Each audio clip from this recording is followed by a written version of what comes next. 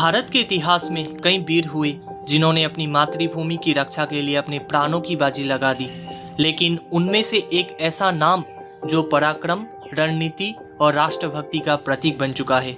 असम के इस वीर ने केवल एक युद्ध ही नहीं जीता, बल्कि पूरे ब्रह्मपुत्र पर चल रहे मुगलों के विस्तार को रोक दिया।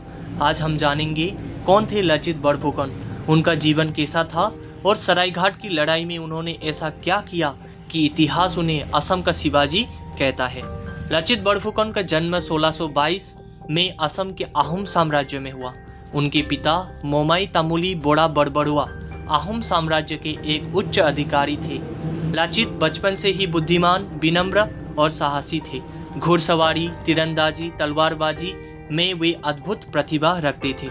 असम के राजा चक्रध्वज सिन्हा ने लचित की योग्यता को देखते हुए उन्हें कई महत्वपूर्ण पदों पर नियुक्त किया।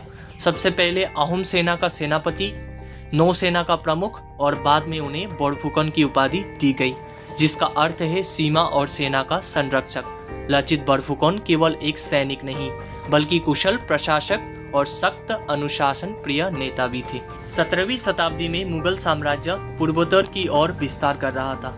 असम पर कब्जा मुगलों का पुराना सपना था, लेकिन जब असमिया भूमि पर मुगलों ने हमला किया तो राजा चक्रध्वज सिन्हा ने लचित को आदेश दिया, लचित, किसी भी कीमत पर असम की भूमि को मुक्त करवाना है। लचित ने हाथ जोड़कर कहा, महाराज, अपने प्राणों की बलि देकर भी मैं असम की रक्षा करूंगा। 1671 में ब्रह्मपुत्र नदी के किनारे सरायघाट में इतिहास का सबसे महान नदी युद्ध हुआ। एक तरफ विशाल मुगल सेना, सैकड़ों युद्धपोत, तोपे और हजारों सैनिक, दूसरी तरफ लचित बड़फुकन, कम सैनिक, कम संसाधन लेकिन अटूट साहस।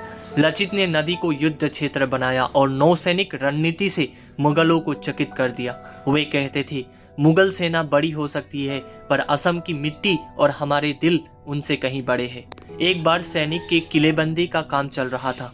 जांच में पता चला कि काम में लापरवाही स्वयं लचित के मामा ने की है। लचित ने कहा, देश के काम में रिश्तेदारी नहीं चलेगी, और उन्होंने अपने मामा को दंड देकर अनुशासन का एक ऐसा उदाहरण प्रस्तुत किया जो आज भी हम असम में शिक्षा का स्तंभ है।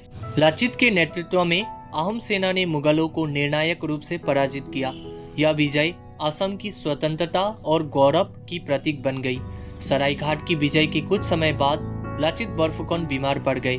उनका निधन 25 अप्रैल 1672 को हुआ। उनका जीवन भले ही छोटा हो सकता है, लेकिन उनके पराक्रम ने इतिहास में अमर स्थान प्राप्त किया है। असम में हर वर्ष 24 नवंबर को लचित दिवस मनाया जाता है।